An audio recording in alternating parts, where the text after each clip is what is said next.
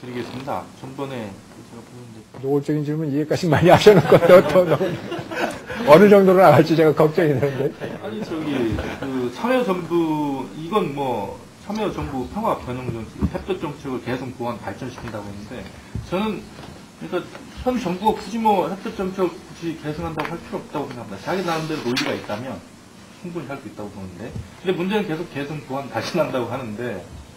상관님은 전번에 조천간담회에서 실제로 그 힘든 정부 때 한미관계 문제를 삼았었고, 그건 단순히 이제 우리 보도 문제가 아니라 우리가 취재한 바로는 그 노무현 정부 외교 안보라는 핵심 참모들의 일반적인 인식인 걸로 알고 있거든요.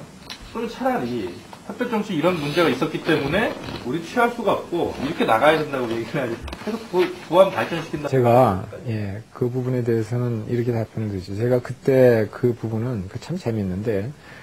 제가 무슨 얘기를 했냐면은 앞으로 풀어나가야 될 과제가 엄청나게 많다. 그리고 이 문제를 풀어나기 위해서는 그 이슈마다 중요한 이 영향력을 끼칠 수 있는 미국과의 관계를 제대로 튼튼하게 강화를 시켜놔야 된다. 그런 얘기를 했었거든요. 예를 들자면 지금 핵 문제뿐만 아니라 북한 경제 지원 문제도 그렇지 않습니까? 북한의 대량의 자본이 투자가 돼야 되거든요. 그래야 뭐 철도도 제대로 연결이 되고 에너지 문제도 해결이 되고 그다음에 뭐 인프라스트럭처 이런 것도 해결이 되고 그러는데 그 대량의 자본이라는 게 북한에 투자가 되려면은 북한이 어떤 형태로든 간에 IMF나 이런 데 가입을 해야 됩니다. 그래서 국제 공공금융기관들하고 협조를 해가면서 여러 가지 프로젝트도 구상을 하고 그래야 되거든요. 그게 일단 돼야 북한이라는 나라가 신인도가 올라가가지고 민간 자본들이 투자가 될 겁니다. 직접 투자가 안 되면 어떤 한국하고 조인트 벤처를 통해서라도. 그렇게 되는 그 관문을 누가 쥐고 있냐면 미국이 쥐고 있단 말이에요. IMF의 대주주국이기 때문에. 그래서 지금 계속 미국이 북한에 대해서 우리가 요구하는 어떤 그 테러 문제에 대한 그 조건을 만족시키기 전에는 IMF 가입을 찬성할 수 없다라고 딱 지금 키를 쥐고 있고, 그것만 보더라도 북한 경제를 풀어나가는 데 있어서 미국이 얼마나 중요한 나라인지를 알 수가 있습니다.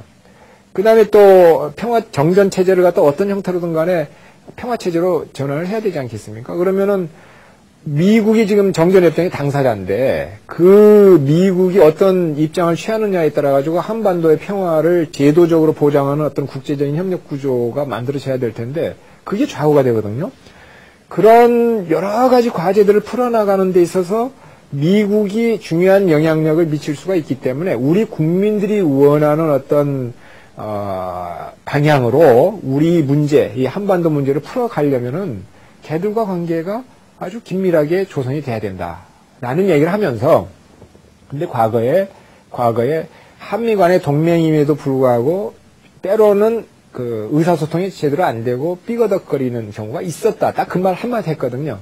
근데 그게 보도가 어떻게 되느냐면은 윤모 장관이 김대중 정부의 대북 정책을 완전히 비판한 걸로 보도가 됐고, 그래가지고 그 보도 때문에 제가 국회에서도 추궁을 받았습니다. 지금 제 기억이 안 나는데, 근데 저는 지금도 우리 정부가 대북 우리 김대중 대통령께서 추진하신 대북 협력 정책의 기조를 유지해 나가고 있고, 그 유지해 나가는 것에 대해서 깊은 어떤 그 관심을 가지고 있다고 봅니다. 근데 이제 문제는 뭐냐면은 그렇게 해 나가고 싶은 사람들의 입지를 대단히 약화시키는 것이 바로 핵 문제다.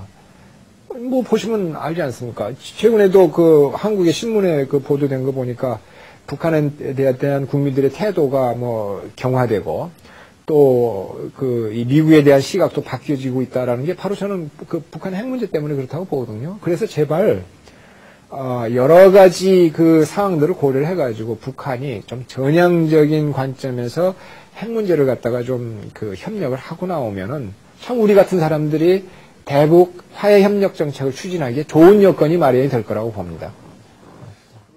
보이거든요. 국방장은 아니라고 하지만 저희가는 패트리어트라든지 에이박스라든지 하는 것들이 미국 정부 스스로가 구축한 MD의 중요한 구성 부분이거든요.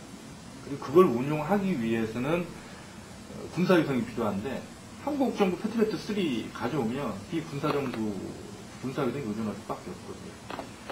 MD 체제 구축으로 들어가는 걸로 보이고요. 근데 과연 MD 체제 구축인지 아닌지 하는 그 첫 번째 문제. 두 번째, 그렇게 되면 필연적으로 중국하고 러시아를 자극시키게 되거든요.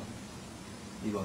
그러면 한반도 북핵 문제, 아까 얘기하실 때 북핵 문제의 평화적 해결을 위해서는 주변 강대국과의 긴밀한 협조가 중요하다라고 현 정부는 생각하는데, 그렇게 MD 체제를 들여와서 중국하고 러시아 자극시키면서 미국하고 일본과의 협력이 가능할지 모르겠으나 중국과 러시아는 어떤 협력이 가능할지 그런 의문이 듭니다. 근데 그 부분에 대해서는 저는 이제 뭐 전문가고 아니고 주무장관은 아닙니다만은 미국으로부터 뭐 MD 체제를 받아라라는 식으로 그 협의를 받은 적이 없는 걸로 알고 있습니다. 그리고 다만 우리 그 국방부 사이드의 입장에서는 그 뭐 단거리겠죠. 단거리 그 미사일 위협에 그 대치할 필요성 같은 거를 느끼고 있었던 걸로 보고, 우리 국방부에서 결정하는 무기 체계라는 거는 어떤 뭐 제3자의 어떤 강요에 의해서 하는 것이 아니고 자기네들의 자체 그 전력 증강 계획 이거에 따라서 그 추진해 나가고 그런 거기 때문에 그게 뭐 MD 체제에 이 들어가는 걸 의미한다 이렇게 판단하는 건 아직은 시기상조 아닌가 하는 생각이 듭니다.